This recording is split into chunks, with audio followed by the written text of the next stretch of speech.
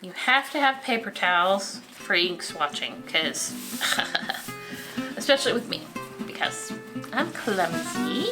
Things get tipped over very easily. Hello everyone, my name's Holly. Welcome back to my channel. Today we're going to take a look at a subscription box. My very first subscription box from this group called InkJournal, and they call it the Ink Flight. These are going to be fountain pen inks and fountain pen related products. So I really am excited about this because I'm a fountain pen ink junkie. As a kid, I loved, there was this little shop in town that had these little dollar, or you could buy a $5 one. I never had $5 to spend on a little brown paper bag full of goodies. It was basically just a mystery bag. I'm a sucker for that stuff. So subscription boxes like this where you do not know, and it's super upsetting for me to see videos posted before I get my stuff of that month's reveal. I've been avoiding looking at any subscription boxes because I'm worried that I'm gonna see what's in here before I actually get it. And the mystery is part of the fun, right? The suspense of what am I gonna get? But I fell for that stuff as a kid. I would choose the dollar mystery bag of goodies over spending $1 on something I knew that I wanted. Yeah, that says something about me, and I'm not sure if it's good. We'll take a look at what's in here, and then we'll do a few swatches to see, you know, what the inks are like. Okay, what have we got? Okay, so we've got a little description of everything. Now, it is the end of February, and when I post this, this might be posting in March. So hopefully, guys, no spoilers. If you haven't received your February box yet, welcome ink travelers. Birds of a feather flock together, inks of a flight are a delight. Okay, you've won me over because it rhymes. This month we feature the latest collection from Dieman's ink, or is it Van Dieman's? Every bottle is handmade in micro batches with 90% Australian ingredients, including 100% Tasmanian natural mountain spring water. Wow, that's fancy. Each color is inspired by the colorful plumage of the namesake bird. These are my first Australian inks to try. I have been on the lookout for some Australian inks. I've wanted to try a brand called Troublemaker. Yeah, it's an Australian company. But I've never heard of this Van Dieman's. There's a Blue Jay Crown, a Mandarin Duck Nape, Laughing Kookaburra Crest, the Honey Bee Eater Wing, Mandarin Duck Wing, Honey Bee Eater Chin, and Elegant Peacock Train. So here are your inks packaged individually. I can see the little vials in here. I want to swatch these. So let's set these aside for now and see what else is in here. It's like they know my soul. What serendipity. I have been wanting these from this Girl of All Work group. It's these classic character page flags. The great writers. We have Edgar Allan Poe, Jane Austen, Emily Dickinson, and Oscar Wilde. A perfect adornment for your literary treasures, classic or otherwise.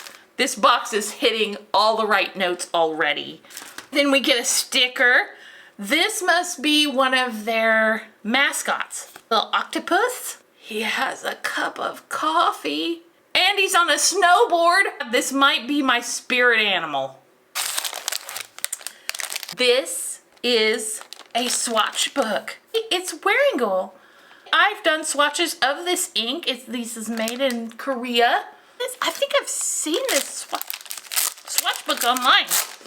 Let's look, let's look. Well, we are definitely gonna use this to swatch these inks. It would be a travesty not to. It's on more of a cardstock, so I'm not sure if there are sheening properties, how well this will display it, but we will definitely give this a shot. So far, this box is a win, and I haven't even gotten to the main event, which is the actual inks. That's the whole reason I purchased this box, was to get the ink samples. Look at that rainbow array. There's probably, what, 2 milliliters in here? 7 inks to try. That's gonna take us a little bit, so let's get cracking. We're gonna use this dip pen here. This is the Kakimori brass nib in a Tachikawa holder. Gonna need a swab or two. Gotta have some water and some paper towels, particularly if you're clumsy like me. And this swatch book, we'll go in the order that it's listed here. We'll do the Blue Jay first, Blue Jay Crown. This is supposed to be a gorgeous periwinkle blue that shades very nicely with a dual tone of pink. That sounds pretty. Let's see if that's true. We'll do the swab first. Oh, that's a very, very light. That looks, going onto the page, almost lavender, like a very light lavender. So let's jot down what that is. Let's see if this will give us a little bit of a better blob. To really see some of those sheening and shading properties, it helps to have a segment that's a little more saturated. That's pretty. Oh, I'm gonna probably be saying that's pretty so much, it's gonna get really irritating. I will try to edit some of that out. Next up is the Mandarin Duck Nape. Wow. That's quite the contrast from the other ink. That's beautiful. Saturate the lid of this printout with some extra ink. See what it looks like when it pools. Oh, I could see myself writing with this in one of my everyday carry fountain pens. This one was the nape at the back of the duck's head and is highly saturated teal with a sheening red, which we're not seeing yet, at least not on this paper. Now, if we cannot see the sheening properties, I may get some of my Tomoe River paper out and take a look while these are still damp. Let's do that real quick. We'll set this aside. This is one of my favorite notepads of that Tomoe River paper. It's from the Galen Leather Company. It is fantastic for catching those sheening and shading properties. That is what the paper is known for. So let's see if we've got enough on this to do the Blue Jay Crown. And this is the Mandarin Duck. Okay, that one's still plenty damp. Now those sheening and shading properties will show up better on this paper probably than this heavier cardstock paper. It's too absorbent on the surface. As these are drying up, you can already see some of the lines that are going to form that will show the more spectacular properties. Let's test out Laughing Kookaburra Crest. This is supposed to be a unique shading color that's a smoky brown with tones of blue. Okay, that's almost a gray. And while this swab is still wet, let's go ahead and take a look here.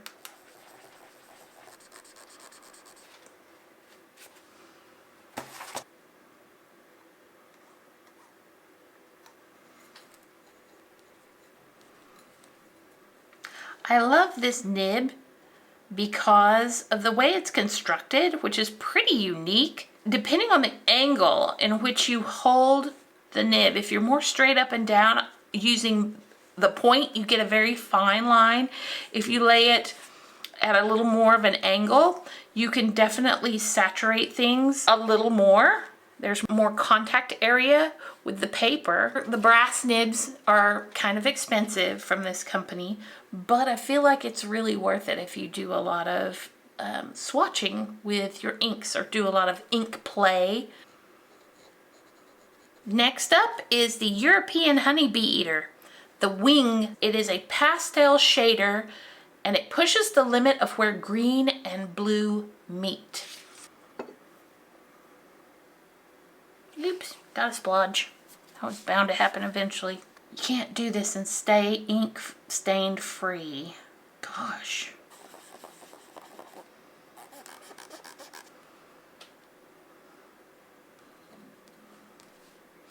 This color seems very close to one that I have currently inked in one of my Kaweco pens. It is a Sailor Ink 370.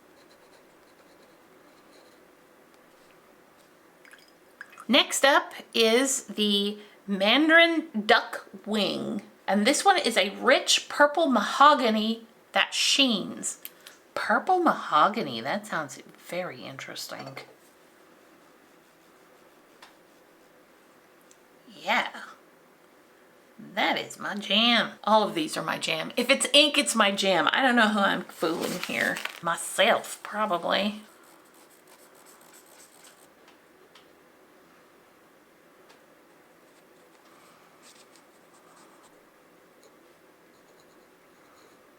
My water's getting a little murky, but we only have 2 more to go.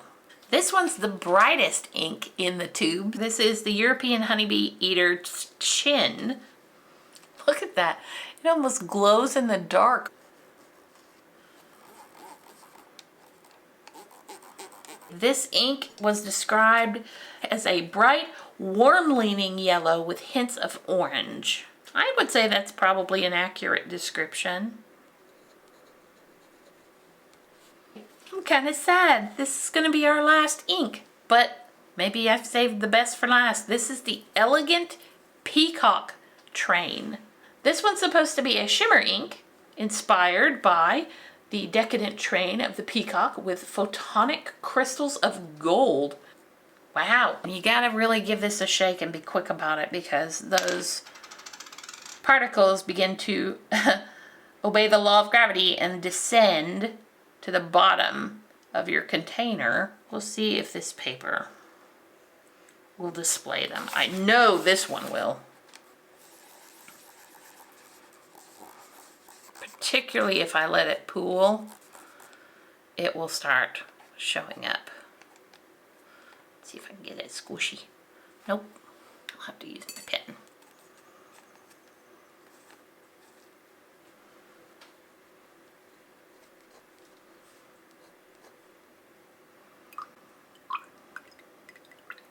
With the aid of a hairdryer set on low heat, these inks are now dry. I'm very pleased with the selection. The colors kind of run the gamut. There are some in here that I never would have chosen myself to try. And the little extras in the box, not just the inks themselves, that was great. I've been wanting to try those Australian branded inks, and this was very exciting, and an exciting line with a very cool bird theme, which was so unique. This particular heavier cardstock doesn't necessarily show the shading, well, the sheening properties that a couple of these said that they had.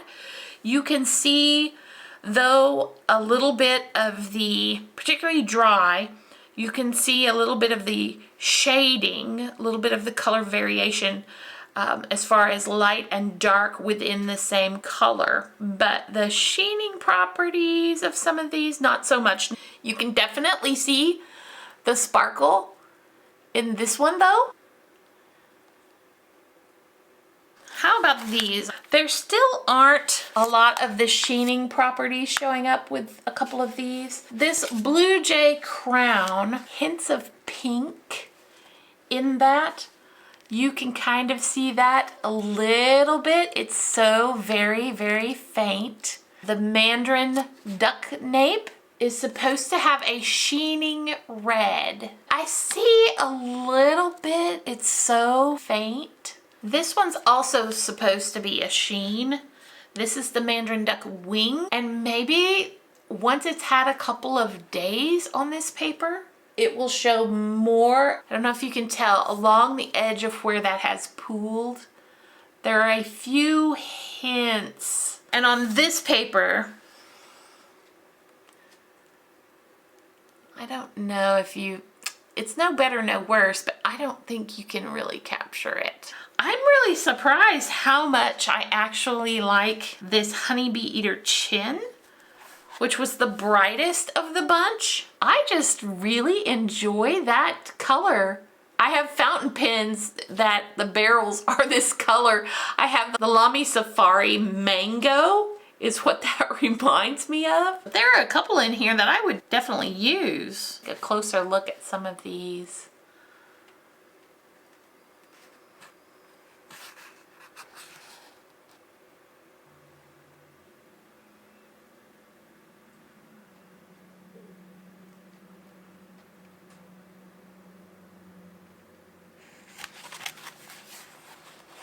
So I would say for my first subscription box to InkJournal, this was a success. It gets 2 thumbs up. All right, guys, hope you have a wonderful day. See you next time. Play with your ink. As long as that didn't sound creepy at all. Make sure you have fun playing with your ink. Bye now.